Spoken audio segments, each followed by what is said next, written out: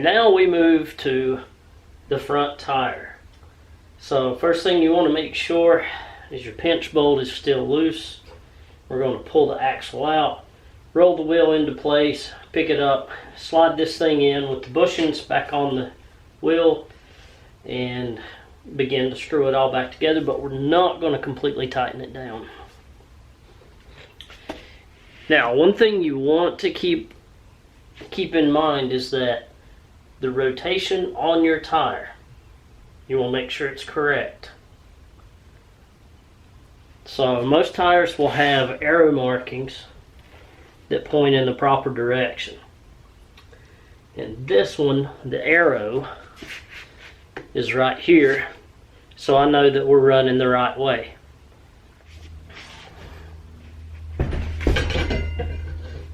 Putting the front tire back in is not near as difficult as the rear was.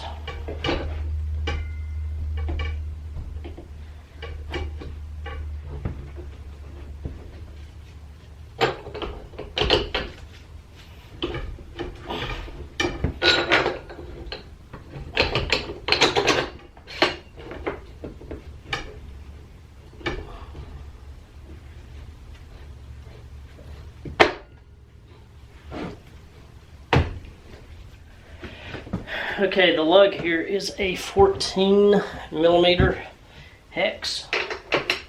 Pretty big boy. Speed this process up.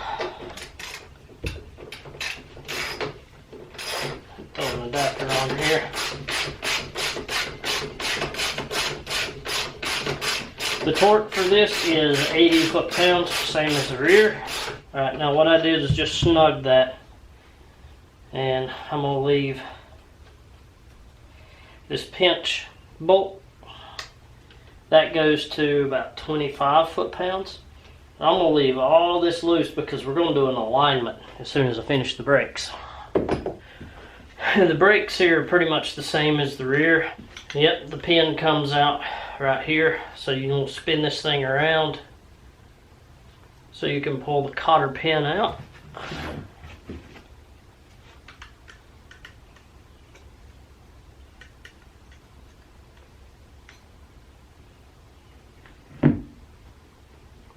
And don't lose this pin. This is very important. You pull the pin out there, and then you want to simply get this pin out.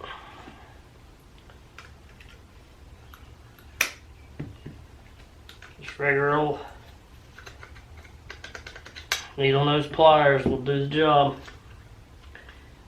And then once the pin's out, just like the rear, you rotate the first pad up, comes off the bar, and the second pad comes forward and then basically falls right out. And these pads weren't in too bad of shape. Wow, they're actually in really good shape. So whoever rode this bike mostly used the rear brakes. So, but anyway, you've got two different sets that go on. You've got a left front and a right front set. So we want to find the matching pair to these bad boys. Don't think so.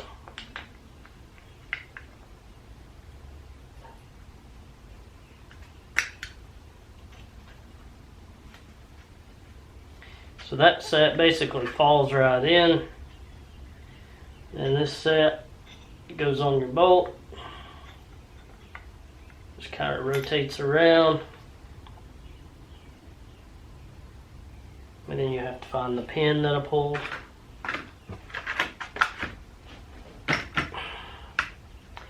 Good Lord, I do this all the time. What the hell did I do with the pin? Oh, still on the pliers. Whew. Crack is bad, kids. Crack is whack. Okay, and then you just want to rotate this bad boy around until you find your little hole.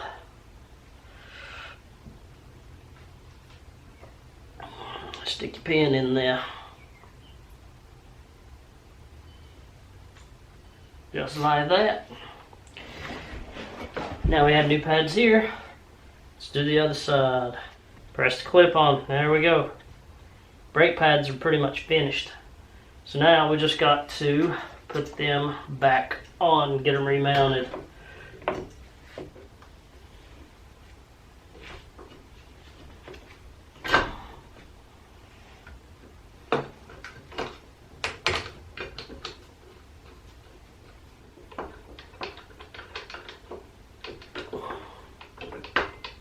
So now we're going to set the front of the bike down and work on the alignment, get that set up, and then tighten everything down. Alright, now for the alignment, we're going to loosen the clamps up on the forks. Our axle bolt's already loose. Our calipers are loose. We don't have any fairings or fenders on, so we're good with that. These are going to remain tightened. So let's loosen these.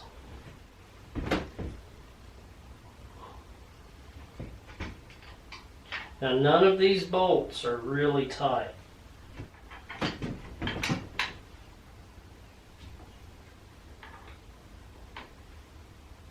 Okay, they do sell a special tool that you can put on the forks and do an alignment. I believe Motion Pro is the one that makes it. But we're going to do this the old-fashioned way. Get my key out so I don't bend it. It's the only one I've got. So we're going to get on the bike with the suspension components loosened. We are going to bounce the front to make everything line up on its own. Then we'll get off the bike real easily, eye everything up, make sure it looks good, and then tighten it back down. Right now it looks like the wheel is pointed slightly to the left from the seated position.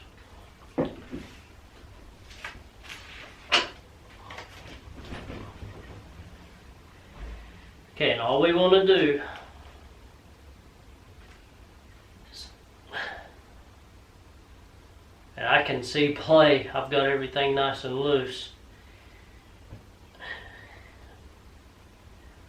So I want the handlebars pretty close to what I naturally feel is level.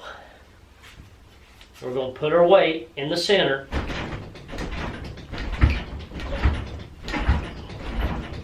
And we're just going to pump the suspension. And what this is going to do is force the forks to rotate and line up.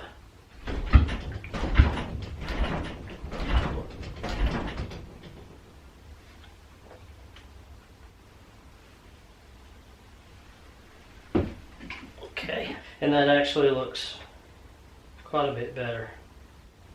We'll do a couple more pumps just to triple check here.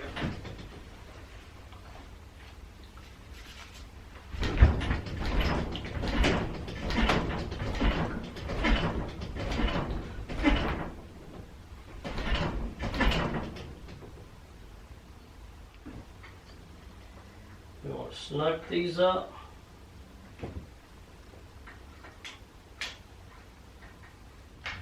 I'm going to work my way back and forth.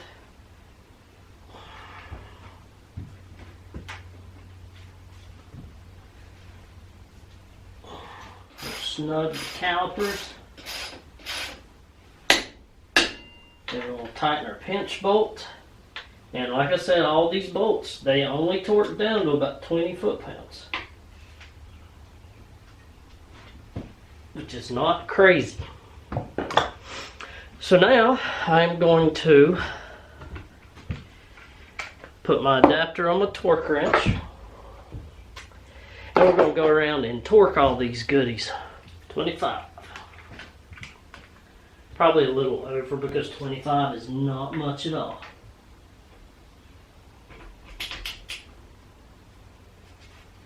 It was right there at it. And they are the same.